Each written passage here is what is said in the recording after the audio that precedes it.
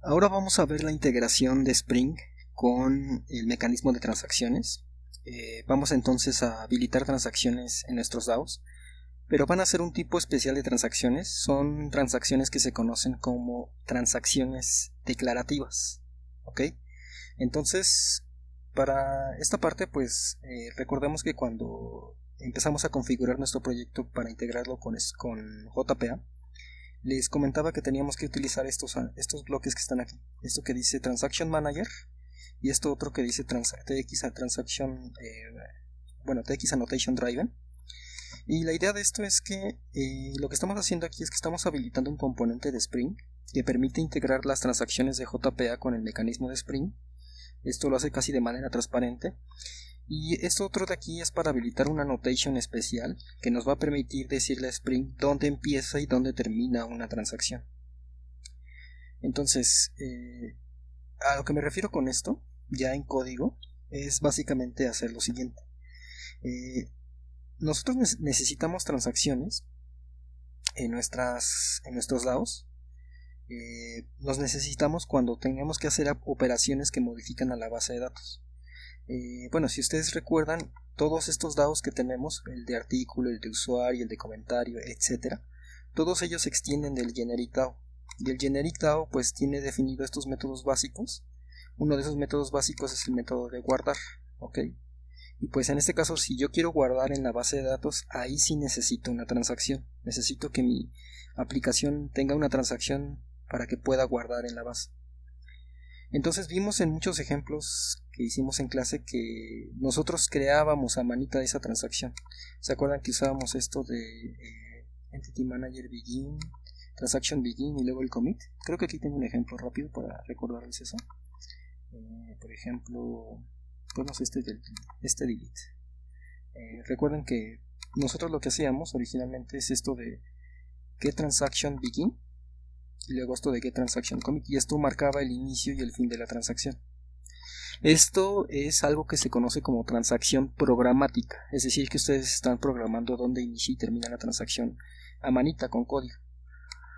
Entonces, este otro mecanismo alternativo de transacción declarativa es mucho más transparente. No tienen que escribirte de una manera tan directa en el código donde inicia y termina la transacción de los métodos que van a utilizar. Y para ello lo único que hay que hacer es lo siguiente. Justamente para eso es que habilitamos este bloque de TX Annotation Driven. Y lo que esto nos permite hacer es utilizar una annotation que es transactional. Ese annotation, por ejemplo, lo pueden poner aquí arriba de sus clases. Si yo le pongo aquí en mi clase de artículo DAO el @transactional, que es una annotation, lo voy a importar aquí ustedes pueden importarlo de Javax Transactional o de Spring Framework Transaction. Cualquiera de los dos es prácticamente lo mismo. La diferencia es que el de Spring tiene implementados algunos metoditos extras. Yo voy ahorita a implementar usando el de Spring, pero bueno, también podríamos utilizar el de Java, el oficial de JPA. El punto es que si ustedes ponen esta notation transactional, lo que están diciendo es que están habilitando transacciones en todos los métodos. Entonces aquí estamos habilitamos transacciones para cada método de este DAO. Entonces, en particular, si yo invoco, por ejemplo, este método de total artículos, de manera transparente va a iniciar una transacción en el momento en que yo invoque este método y en el momento en que termine se va a terminar la transacción. Hay varios mecanismos para controlar dónde deben de iniciar y terminar las transacciones. Eso es algo que veremos más adelante. Eso se conoce como la propagación de la transacción. Pero ahorita realmente lo único que vamos a hacer es habilitar el mecanismo de transacciones para poder guardar un artículo. Ahora, aquí el detalle, si se fijan, es que los métodos de guardado están definidos no en el artículo DAO, sino en la clase del generic DAO. Entonces tengo que irme más bien a la clase del generic DAO y es aquí donde tengo que decirle a Spring que debe de habilitar las transacciones para estos métodos. Eso es también algo bastante sencillo. Aquí simplemente en la clase de de generic DAO tengo que poner el @transaction. ¿Okay? También voy a importar los annotations de Spring Framework. Aquí si se fijan, lo que les comentaba hace rato, este generic DAO no es parte del contexto de Spring. Yo no he declarado una instancia de generic DAO. De hecho no podría porque es una clase abstracta y las clases abstractas en Java no se pueden instanciar. Pero acuérdense que justamente por el mecanismo de herencia, pues el artículo DAO hereda esos métodos del generic DAO, y en particular Spring puede determinar los annotations que los annotations que están definidos en la clase padre. Entonces por eso es que al poner este annotation transactional, lo que va a hacer Spring es que todos estos métodos del DAO, de buscar por ID, guardar y remover, esos métodos cuando los herede artículo DAO, los va a habilitar con transacciones. Eso lo va a hacer Spring. Entonces gracias a ese mecanismo pues ya podemos hacer algo como lo siguiente. Me voy a ir aquí a mi clase de ejemplo Spring, y para ilustrarles esto lo que voy a hacer aquí es voy a crear una nueva clase de artículo. Perdón, voy a crear un nuevo artículo en nuestra base de datos. Entonces aquí voy a poner artículo A, va a ser igual a new artículo. Ajá. Entonces hay que importar esta clase de artículo. Bueno, aquí hace falta. Bueno, ya había usado la variable A de artículo, ¿no? Vamos a poner aquí que esta sea más bien artículo, tal cual. Entonces pues vamos a crear un artículo nuevo cuyo título sea set título, que sea artículo JPA Spring. Okay. Y pues ahora lo que queremos es guardar ese artículo en la base de datos. Nosotros ya tenemos ahorita un DAO. El DAO se lo pedimos hace rato en el ejemplo de los annotations. Entonces aquí ya tenemos este DAO de artículo DAO. Ese es el que voy a utilizar, artículo DAO. Y pues ustedes ya saben que este DAO, lo hemos hecho en varios ejemplos, tiene este método de guardar. Entonces ahí le voy a pasar este nuevo artículo que quiero guardar.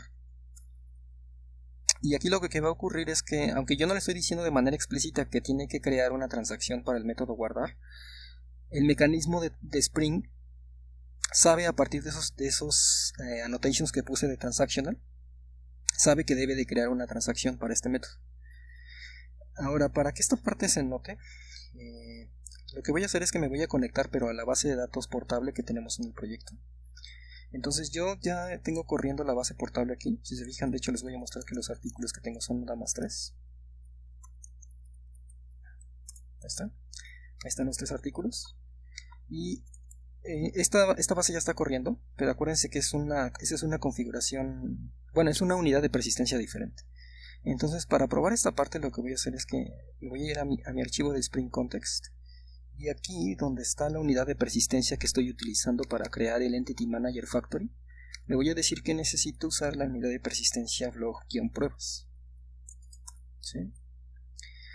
Recuerden que esta unidad de persistencia está definida en el archivo persistence.xml. ¿Sí? Aquí está. Bueno, perdón, no es esta, es esta de acá. Esta unidad de persistencia es la que habíamos utilizado desde el principio del curso para conectarnos a nuestra base de datos portable. ¿Okay?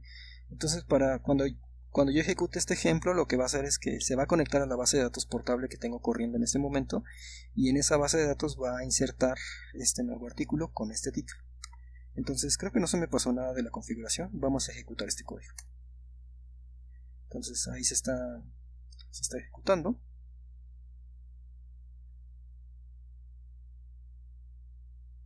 Entonces ahí ya terminó, y si se fijan ahí en el log de lo que imprime Hibernate me dice que ya hizo un insert en la tabla artículos. Vamos a verificar eso. Pues vamos a ver que en la tabla artículos ya hay un nuevo artículo, ¿sí? Su ID es el 4. No tiene asociado ahorita ningún renglón de datos artículo porque yo no le dije que se asociara con alguna entidad de datos artículo, pero sí tiene el título que es artículo JPA Spring, que es el que yo le dije. ¿Okay?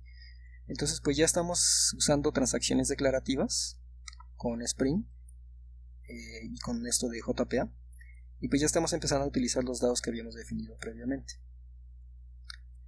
Ok, pues voy a regresar este ejemplo, la configuración de Spring la voy a regresar como estaba de memoria para que ustedes no tengan problemas cuando quieran ejecutar esta clase. Pero pues si quieren cambiarlo nada más, si quieren cambiar la unidad de persistencia, pues nada más es que cambien esta propiedad como lo hice yo para este ejemplo.